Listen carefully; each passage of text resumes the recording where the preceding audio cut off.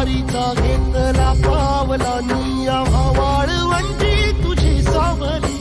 गळा भेट घेण्या भीमेची निघाली तुझ्या नाम घोषात इंद्रायणी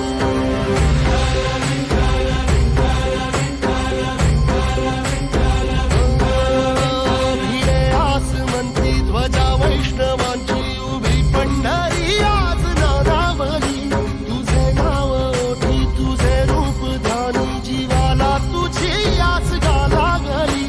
जरी बाप साऱ्या जगाचा परी तू आम्हाला करांची तू माऊली